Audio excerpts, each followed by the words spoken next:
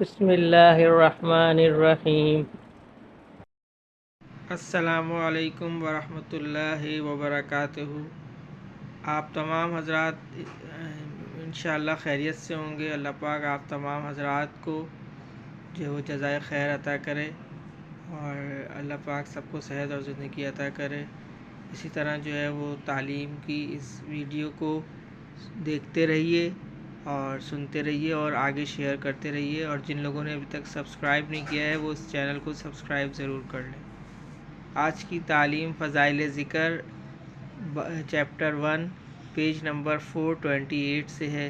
حضور اقدس صلی اللہ علیہ وسلم نے ارشاد فرمایا کہ جب جنت کے باغوں پر گزرو تو خوب چرو۔ کسی نے عرض کیا کہ یا رسول اللہ صلی اللہ علیہ وسلم جنت کے باغ کیا ہیں؟ ارشاد فرمایا کہ ذکر کے حلقے۔ فائدے میں حضرت فرماتے ہیں مقصود یہ ہے کہ کسی خوش قسمت کی ان مجالس ان حلقوں تک رسائی ہو جائے تو اس کو بہت زیادہ غنیمت سمجھنا چاہیے کہ یہ دنیا ہی میں جنت کے باغ ہیں، اور خوب چرو سے اس طرف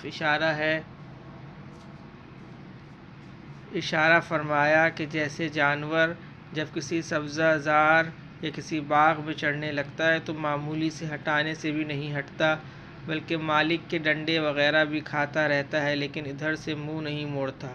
اسی طرح ذکر کرنے والے کو بھی دنیاوی تفکرات اور موانع کی وجہ سے ادھر سے منہ نہ موڑنا چاہیے۔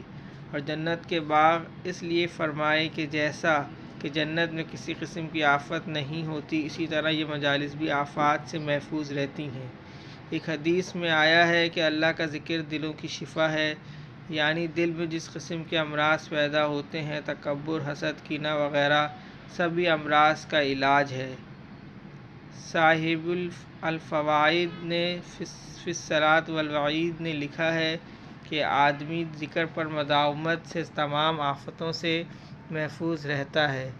اور صحیح حدیث میں آیا ہے کہ حضور صلی اللہ علیہ وسلم ارشاد فرماتے ہیں کہ میں تمہیں ذکر اللہ کی کثرت کا حکم کرتا ہوں، اور اس کی مثال ایسی ہے جیسے کسی شخص کے پیچھے کوئی دشمن لگ جائے، اب وہ اس سے بھاگ کر کسی قلعے میں محفوظ ہو جائے، اور ذکر کرنے والا اللہ جل شانہ کا ہمنشین ہوتا ہے، اور اس سے بڑھ کر اور کیا فائدہ ہوگا کہ وہ مالک الملک کا ہمنشین ہو جائے۔ اس کے علاوہ اس سے شرع صدر ہو جاتا ہے، دل منور ہو جاتا ہے، اس کے دل کی سختی دور ہو جاتی ہے۔ اس کے علاوہ اور بھی بہت سے ظاہری اور باطنی منافع ہوتے ہیں جن کو بعض علماء نے 100 تک شمار کیا ہے۔ حضرت ابو امامہ رضی اللہ تعالیٰ عنہ کی خدمت میں ایک شخص حاضر ہوئے اور عرض کیا کہ میں نے خواب میں دیکھا کہ جب بھی آپ اندر جاتے ہیں یا باہر آتے ہیں یا کھڑے ہوتے ہیں یا بیٹھتے ہیں تو فرشتے آپ کے لیے دعا کرتے ہیں۔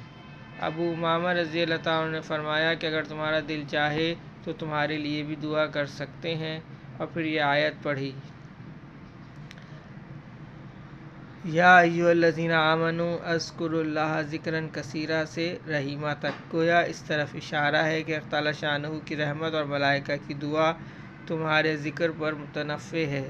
جتنا تم ذکر کرو گے اتنا ہی ادھر سے ذکر ہوگا۔ اللہم صلی علی محمد وعلی آل محمد۔ اللہم اعنی علی ذکرک و شکرک و حسن عبادتک۔ اللہم حاسبنی حسابا یسیرا۔ اللہم ارفع عنا البلاء والوباء۔ رب ارحمہما کما ربیانی صغیرا۔ اللہم اغفر لی ذنبی ویسر لی امری وبارک لی فی رزقی۔ اللہم لا تحرمنا اجرہا ولا تفتنا بعدہا۔ یا اللہ پاک جتنے بیمار اس دنیا سے جا چکے، اللہ پاک جتنے مسلمان اس دنیا سے جا چکے ان سب کی بخشش و مغفرت فرما دیجیے۔ اللہ پاک جو مسلمان بیمار ہیں ان سب کو صحت کاملہ عاجلہ مستمرہ دائمہ نصیب فرمائیے۔ اللہ پاک تمام مسلمانوں کو راحت، چین، سکون، عافیت نصیب فرمائیے۔ اللہ پاک جو پریشان حال ہیں، یا اللہ پاک تمام مسلمانوں کی پریشانی کو دور فرما دیجیے۔